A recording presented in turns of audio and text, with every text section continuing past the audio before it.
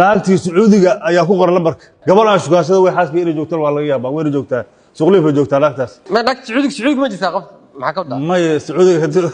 yani aniga waxa ugu tala galay inaan isku qariyo maadaama aan isha faaliyaada xaas aan leeyahay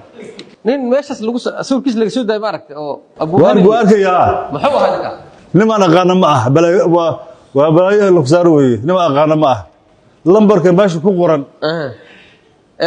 naagtii Sacuudiga ayaa ku qoran lambarka gabadha shukaasada way xaaskii inay joogto waa laga yaabaa way joogtaa suuqlifa joogtaa naagtaas waa lagu cikaa xataa lambarka lagu eedanayo leeyahay yani waxaas ku qoran leeyahay gabar haafada degan waa hadda lagu cikaa waa loo tii karaa xataa ku qoran naagtii Sacuudiga inay ku qorantaa oolaanaya ma naagtii Sacuudiga ma jirtaa qof maxaa ka wadaa may Sacuudiga yani aniga waxa ugu tala galay inaan isku qariyo maadaama aan isha faaliyaada xaas aan leeyahay marka sawirka ma taqaanid sawirka ninka Ahmed bala ma aqaan waliga ma arag lambarka oo kay maxaa la lambar oo meesha ku qoran arrimaha waxa naagtii Sacuudiga Carabiga inay saas ay qorata umalena laakiin qof hadda la heli karo lagu cikaa hor istaag karo waa Sky arrimaha D asaas amal ku qoran magaca saas ku saf garaysan Sky arrimaha D